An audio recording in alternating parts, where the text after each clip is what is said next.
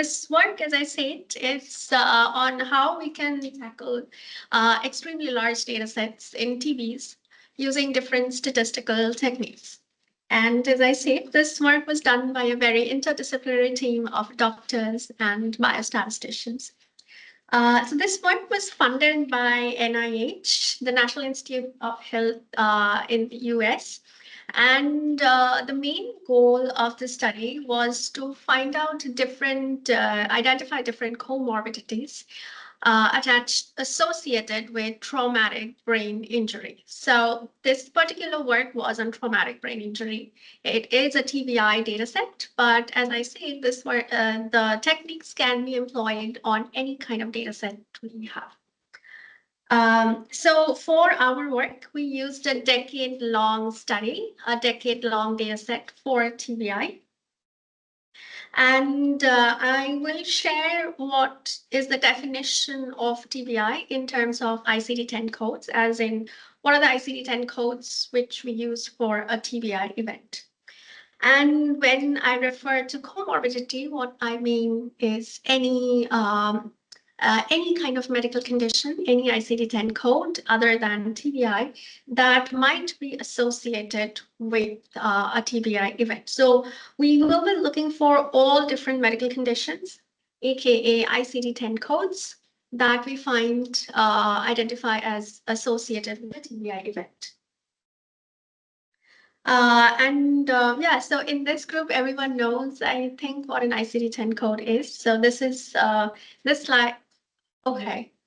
So the WHO came up with a list of ICD-10 codes. So before this, they had the ICD-9 code, etc.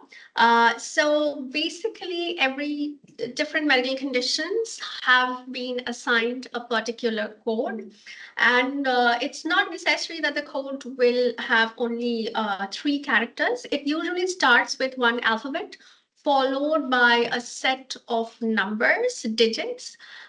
So we can have 2 numbers followed by following an alphabet, or like even more than that. So it can run from A00, A001, or it can even be A111.2, like that. So it has a sequence of numbers or digits following one alphabet. So we have a very long list of ICD-10 codes. It's available in the WHO handbook of ICD-10 codes. So this is the reason we say 10 is because it's the 10th revision of the International Classification of Disease, ICD codes. And the reason we are using ICD-10 codes is to identify different comorbidities. So instead of describing a particular medical condition in words, we are rather using a code to identify that particular medical condition. And the reason WHO came up with this classification, with this list of ICD-10 codes, is so that when doctors are recording a particular patient's condition, instead of writing it down in words, they can instead use the different codes while writing it down.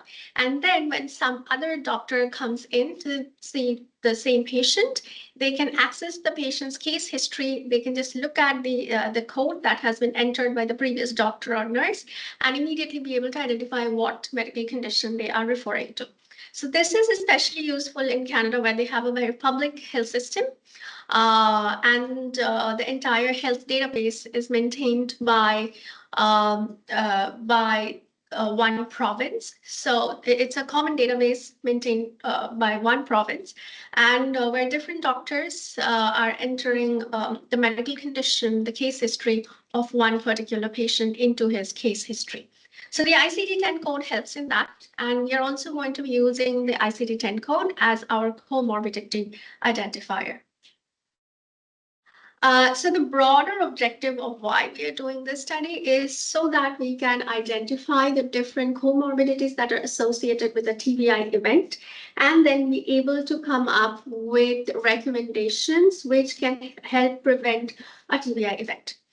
This, of course, helps in adequate health resource utilization. For our database, so we used three different data sets. So the data for the ICD-10 codes and the TBI events came from the emergency units, the NACers and DADs. So these are the emergency units in the hospital in the province of Ontario in Canada. And from there, we collected information on all the TBI patients, all the TBI events that have been reported between 2007 to 2016. And for all the patients with the TBI event, we also looked at the registered persons database for their income, because we also wanted to identify different socio-demographic factors which are related to a TBI event. And what do I mean by a TBI event? It's any of these ICD-10 codes appearing for a particular TBI patient. For a particular patient, that patient will be identified as a TBI patient. So instead of different medical conditions, writing out the different medical conditions in words, rather here we have the doctors are reporting the medical conditions in terms of ICD-10 codes, and any of these ICD-10 codes or maybe multiple of these ICD-10 codes appearing beside a patient's condition, why he has been admitted to the emergency unit of a hospital, that particular patient will be identified for as a TBI patient. In our database, we had 230,000 TBI patients.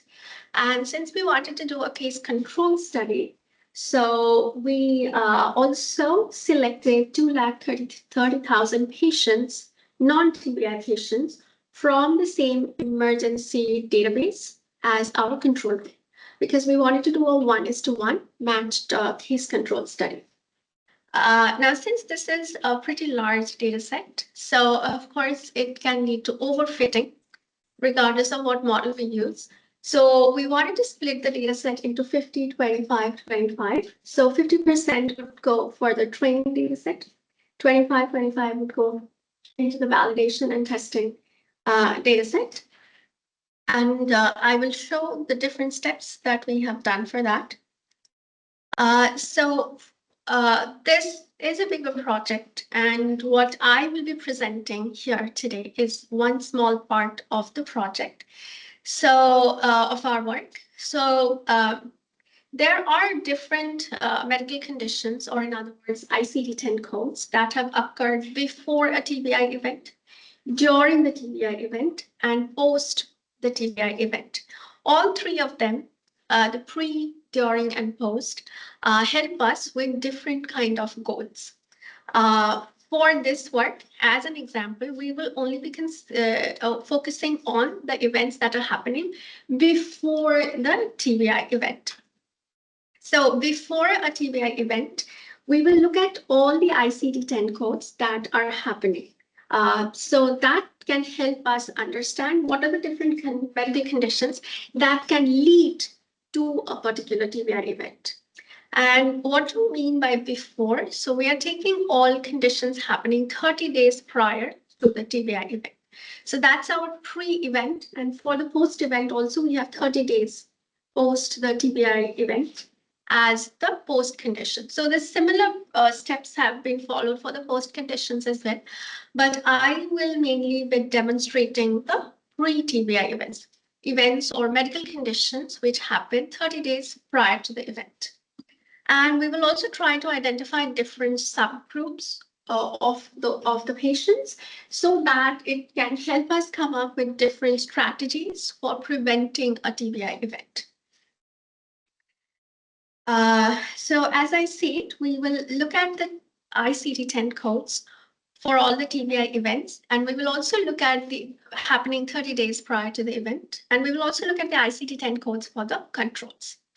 And as I said, who are the controls? So from the large emergency database, we have selected 230,000 other patients who have come to the emergency for some other medical condition, something other than a TBI event. So as you can understand, our control is not from the general healthy population, the normal healthy controls. Rather, our controls are from the same emergency data set. It's just that they were visiting the emergency for some other condition, not TBI. But this also means they are not healthy controls, rather, they are also patients. It's just that they are non TBI patients. And this particular thing has some effect on our study, on the results of our study, which we will be discussing later as we move on.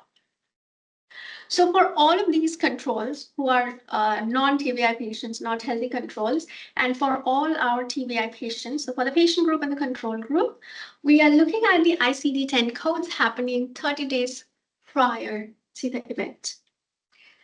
And once we identify all the different medical conditions that are associated with a TBI event, then we will try to use different dimension reduction strategies, and we will also try to form clusters of these patients, the TBI patients, so that, as I say, we can come up with different prevention strategies. One of the different issues that we came across while working with this data set, so it's a very large data set, and we are hoping that the different steps that we will be talking about will help in mitigating the issues of a large data set. It will help us cut the large data set into smaller pieces, and it will make us prune it into a smaller data set, which will help us with handling the big data.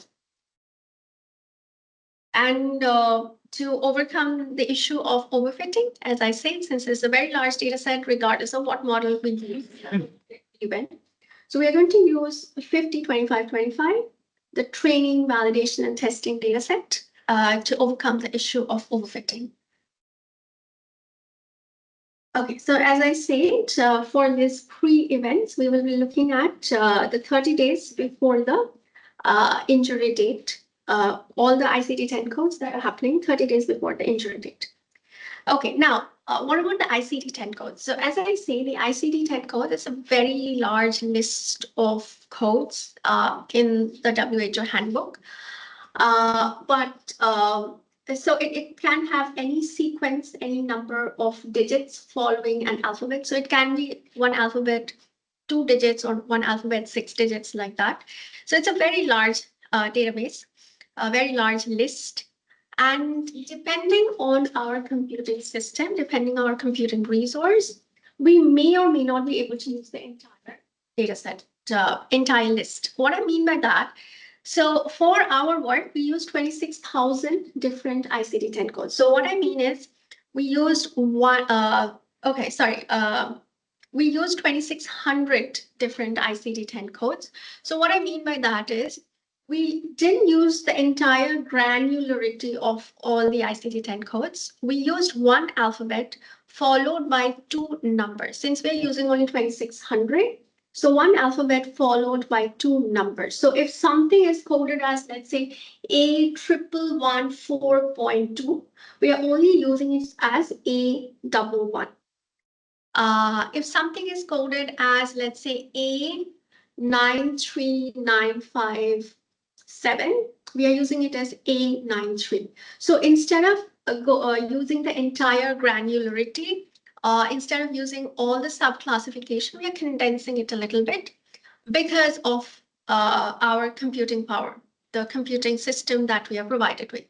So the steps that I will be showing, depending on what computing power you have, you may use 260 different ICD-10 codes or 26,000 or even more granularity as you want. So depending on what your data size is and what the computing resources that you're provided with, you can be as granular or as coarse that you want to be.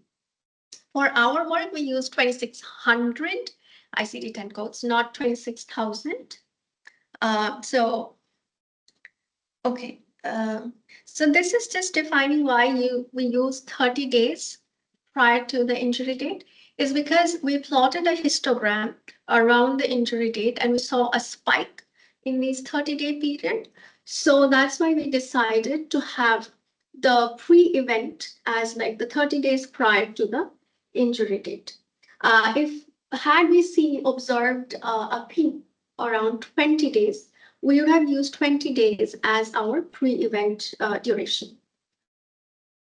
Okay, so as I say, depending on the computing resource you have, you can be as granular or as porous you want to be with the ICD-10 codes. Um, Now, we used a matched case control study, as I said, a 1:1 matched case control study. And what did we match it on? So we controlled for different social demographic factors. One is age, sex. Lin is the neighborhood that for each of the patients, and the income quantile. So we had different income groups, income quantiles, and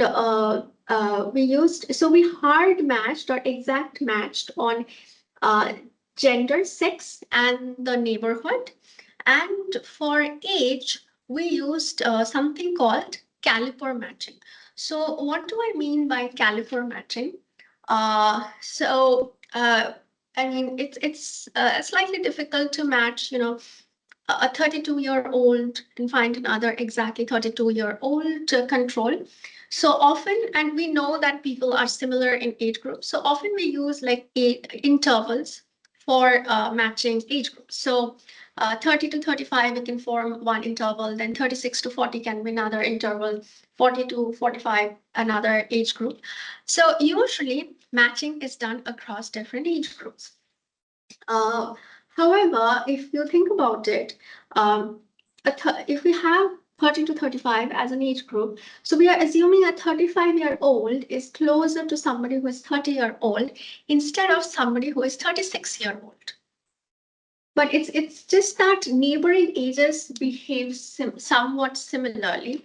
So we would expect intuitively a 35-year-old to be somewhat similar to a 36-year-old rather than somebody who is 30-year-old. But if we do interval matching, if we predefine the intervals, the age groups as 30 to 35, 36 to 40, 40 to 45, like that, we are always matching within those fixed intervals. So somebody who is 35-year-old will always be matched with somebody within 30 to 35 and will never be matched with somebody who is 36. So instead of doing this interval matching, we thought of doing caliper matching.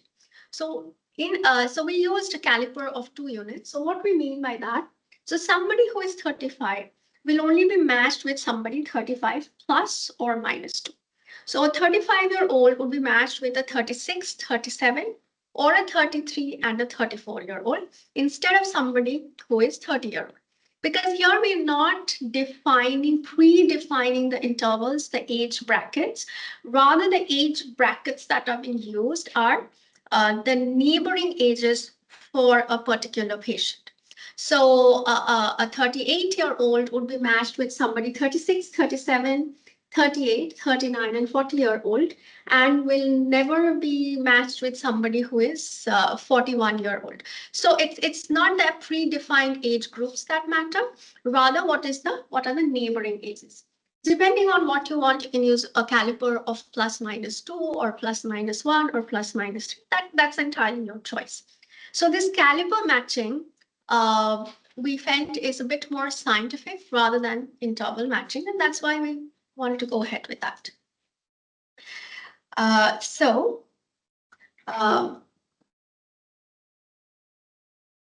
So we did this hard matching with the six income quantiles, which are also predefined quantiles, and the neighborhood. But for age, as I said, we did caliper matching.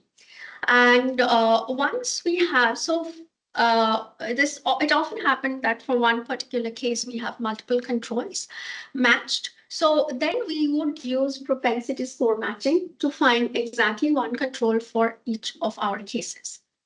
Now, since we are doing a matched case control study, so we can have this kind of a 2x2 table where we have among the cases who are, so all of the cases, as I say, they are TBI patients. The controls are non-TBI patients. So for each ICD-10 code that we have in our list. So remember, we have like one alphabet and then followed by two numbers. So for each of those 2600 ICD-10 code, we can form a table like this. So among the cases also, we have people who who had that particular ICD-10 codes in their pre-TBI event. And then there are who did not have that ICD-10 codes 30 days prior to the injury. Among the controls also, we have patients who had one particular ICD-10 code 30 days prior to their injury date. And then there were also patients who did not have that particular ICD-10 codes in the 30 days prior to the injury. So using all of these information, we can form this kind of a 2x2 table. And the moment we have a 2x2 table, if we want to understand the association, we would look at the odds ratio to measure the amount of association between the particular ICD-10 code and our TBI.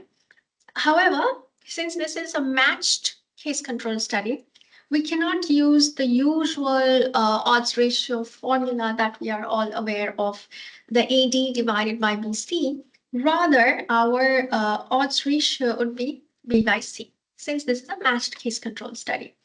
So we have the odds ratio, we have standard error, we can also do the test. This is called a McNemar's test instead of the usual log of odds ratio test. So we can perform this McNemer test 2600 times. That's what we have done. But if your computing system allows you, you can do the McNemer test 26,000 times from your data set. And which means you will end up with 2600 or 26,000, depending on the case, p-values. And so now we have a long list of p-values.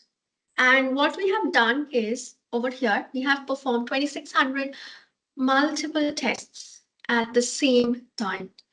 So what we are doing over here essentially is multiple tests simultaneously. And what happens? Yes.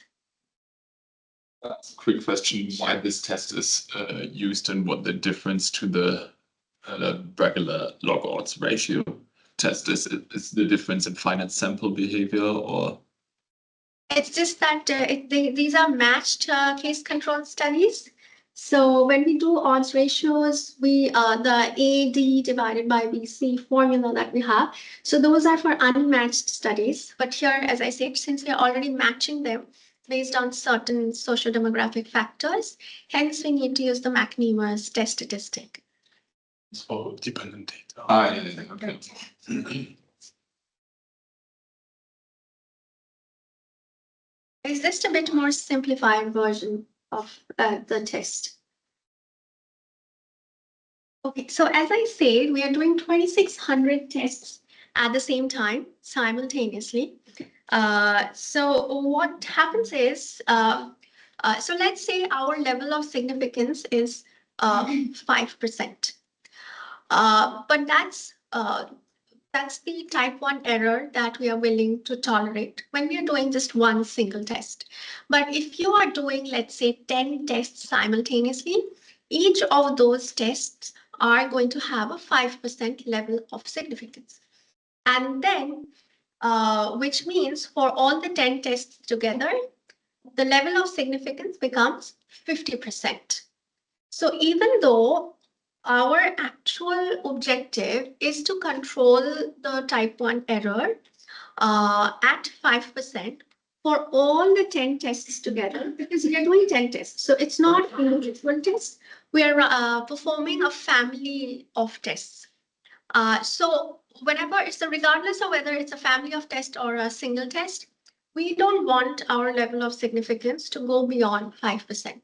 So 5% for all the 10 tests together. So that means for every individual test, it's supposed to be 5 divided by 10, not 5% for each of those 10 tests. But that's the problem that happens. If we set the level of significance at 5% and perform 10 simultaneous tests together, the actual level of significance becomes 50% instead of 5% for the whole family of tests, which means the moment we are running that entire family of tests, we are allowing ourselves a 50% error rate. But of course, we don't want that. So that this problem happens because we are doing multiple tests together. So over here, if we use alpha percent as our level of significance and we are running 2600 tests, so basically we are allowing ourselves alpha into 2600 percent as the error rate, which of course we don't want. So how do we tackle this? So there are a few different approaches. One is the Bonferroni approach, which is one of the simplest one, which is divide alpha by the number of tests, and that is your individual error rate.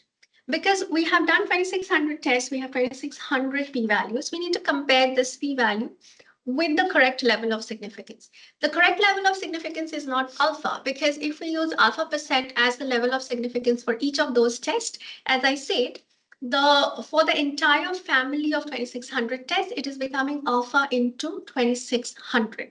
That's a huge error rate. When we are saying alpha percent, what we mean is alpha percent as the error rate to be controlled for the entire family of 2600 tests.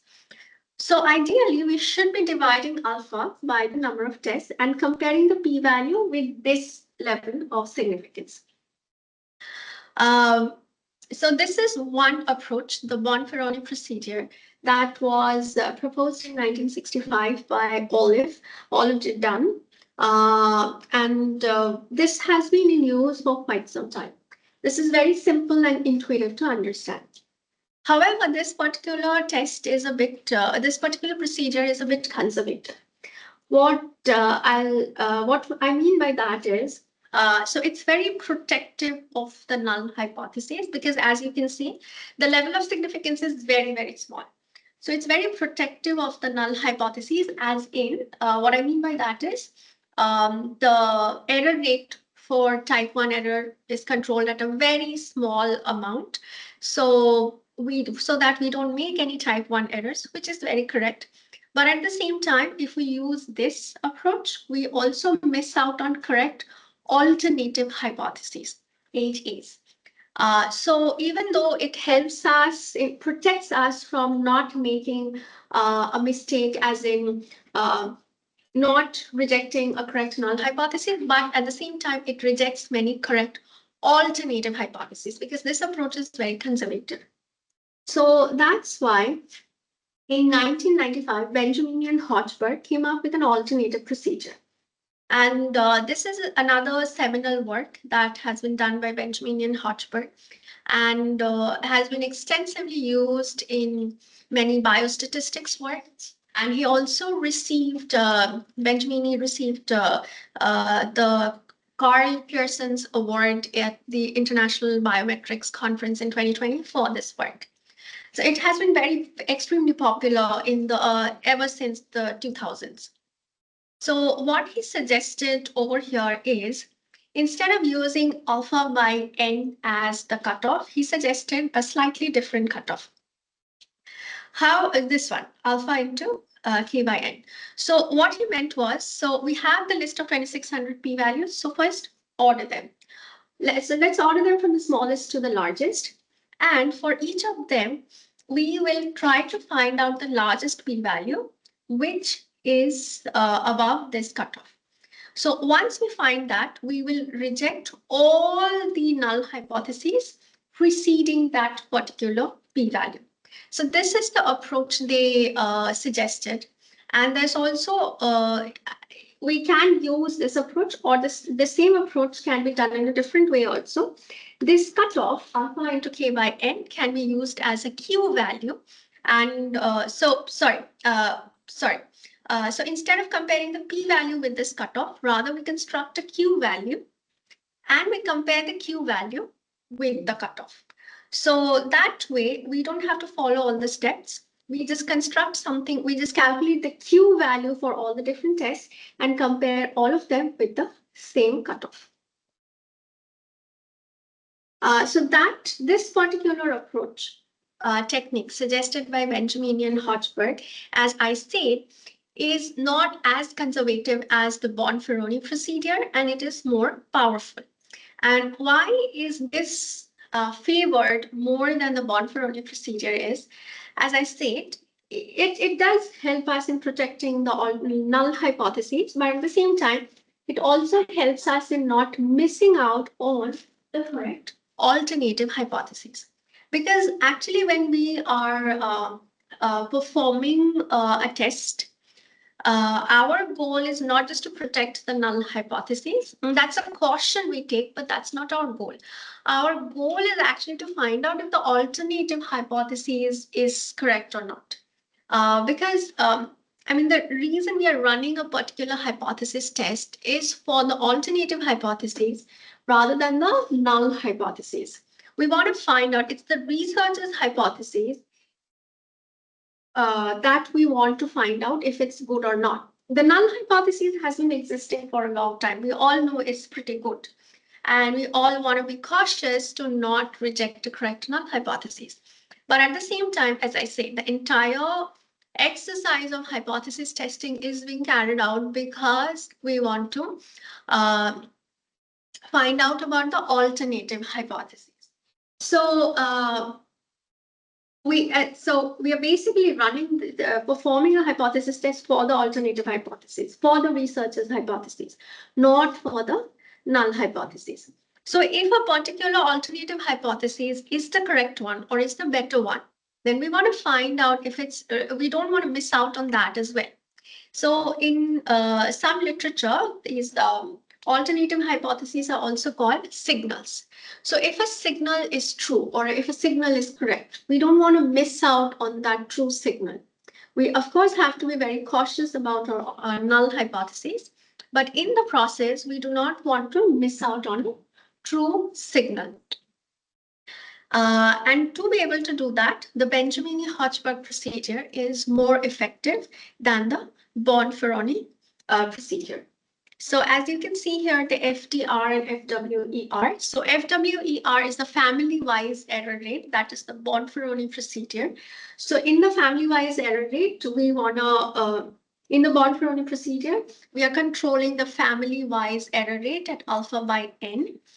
And in the Benjamini-Hochberg procedure, we are actually controlling the false discovery rate. So it's these two different terms that we are using and two different philosophies. So in the Bonferroni procedure, we're protecting the null hypothesis.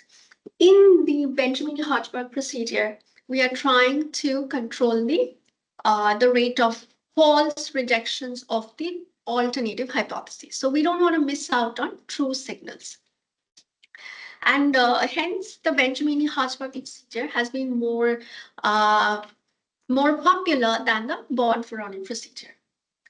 Now, the Benjamini-Hochberg procedure or the BH technique, there's only one assumption. It assumes that all the tests, N tests, or in our case, 2600 tests, all of them are independent. Now, since we are working with comorbidities, different medical conditions, of course, the different comorbidities are not independent. All the 2600 p-values or all the 2600 2x2 tables, they are somewhat dependent with each other. They're different medical conditions. So it may not be very appropriate to use the BH technique. It might be better to use the BY technique, which was again suggested, I think, in the year 2000 by Benjamini and Yekutieri. It's just a slight bit of improvement, slight bit of modification over the BH technique. So they suggested a different cutoff as compared to the BH technique. And this is more appropriate when we have dependent tests instead of independent multiple tests. And in our case, we thought the BY is more appropriate, and we used the BY technique to prune all the different 2600 p-values that we have. So here are the results. When we use the Bonferroni procedure, out of the 2600, only 630 p-values turn out to be significant.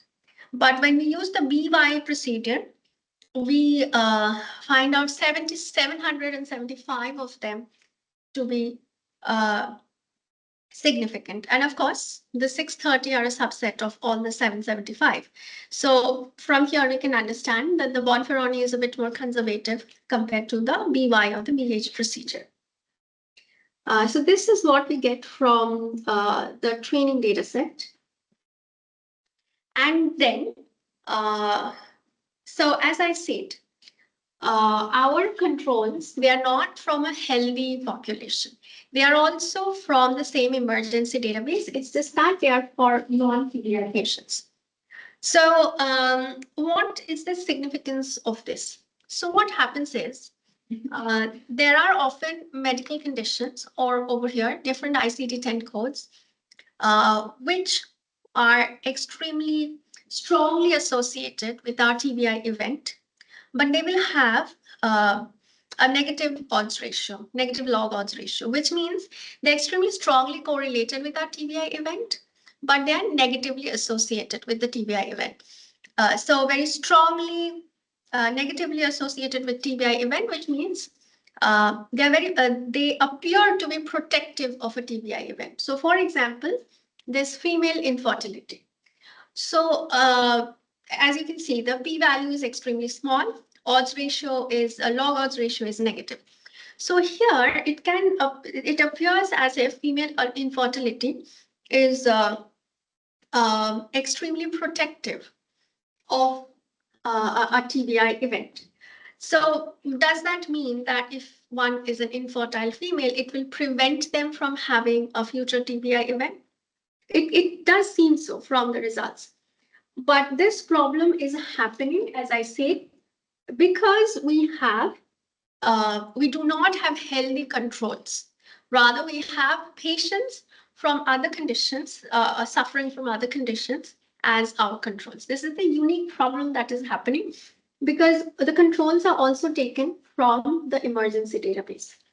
And this is not a this is not a result that we should be looking at. Rather, we should be pruning all the odds ratios, log odds ratios, which are negative.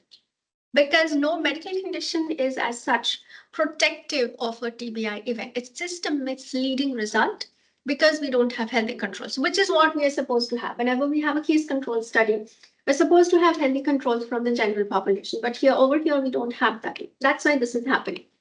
So we filtered out all the p-values, the significant p-values, which had a negative log odds ratio. And out of the 775, we filtered out those and we were only left with 684 p-values. So 684 p-values, which are significant p-values, and also odds ratio is greater than 1. Or in other words, log odds ratio is positive. So these are the set of p-values. So these are the set of ICD-10 codes that we are interested in.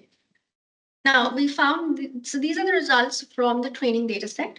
So we wanted to redo, find out if these hold in the validation data set also or not, because as I said, they're very large, it's a very large data set. There can be overfitting issues. So we wanted to find out if these are also getting repeated in the validation data set or not. And when we did all the entire procedure, odds ratio greater than 1, significant p-value with respect to the BY technique, we were left with 584. So we were left with 584 p-values in the validation data set. So then we looked at the testing data set, and over here, so what we did was we looked at the odds, we calculated the odds ratio for all of those 584 ICD-10 codes that we got from the validation data set. And we tried to find out if these ICD-10 codes have also appeared as, being associated with a TBI event in medical literature or not. Because as you can see, the procedure that we used is very is a data-driven approach, not something which has been directed with a lot of medical knowledge. So we wanted to see if medical knowledge also supports our findings or not. So over here, we are reporting the top 6 ICD-10 codes from those 584, top 6 with respect to the odds ratio value. So as you can see, we looked at different medical literature, and for each of them, there are multiple sources which are supporting these six ICD-10 codes as ICD-10 codes, which have been previously found to be associated with a TBI event. All of these are medical literature. So this is just a way of validating that our data-driven approach also has support from contemporary medical literature. So this is just the steps that we have used. So use whatever 2600 or 26,000 ICD-10 codes, run whatever model, in our case, McNemer test statistic, look at the p-values, prune the p-values with the BY or the BH method, whatever is more appropriate, and then discard the ones where odds ratios are less than 1. And then you have the list of ICD-10 codes that you require. Now, as I said, so this is the multiple testing approach that we used. So once we are left with those 584 ICD-10 codes, then we ran a factor analysis on them because we wanted to group those ICD-10 codes. And we found out like there are different groups, such as all the cardiac diseases grouped into one group. The different lifestyle diseases were grouped into one group. The different injury-related events formed another group. So we were able to find out 43 factors or 43 groups of ICD-10 codes, and it helped us reduce the dimension from 2600 to 43. And once we have those 43 different factors, then for each of them, we formed clusters of the patients. So, and then we looked at the characteristics of each cluster. So, for example, for the lifestyle related diseases, we found out that the subjects or the patients were mostly like urban, aged between 30 to 50 or 30 to 45-year-olds, like that. So there are different characteristics for each subgroup of patients that we were able to identify, which can help us come up with different recommendation strategies. So as I say, like the lifestyle diseases, they are happening to the urban 30 to 45-year-olds. So it's definitely something related to work stress, etc. The different cardiac diseases were happening for people who are like 60-year-old or 55-year-old. So of course they are happening to more older people, etc. So once we can identify some such subgroups of patients and look at the different group of disease classes that are happening to those people, we can accordingly take different preventive strategies. So this is so this was the procedure that we followed for our work. We did this for the pre-events and post-events both, but we reported mainly the pre-events for our work. And so these are the steps that we followed. And the two publications for this work, one has been published in Frontiers in Big Data, another published in Scientific Reports. And we are extremely grateful for the ISIS team who provided us with the data and NIH for the funding, and the people from the ISIS team who helped us work with the data and the matching macro. Any questions that you may have, and here are the major references. Thank you.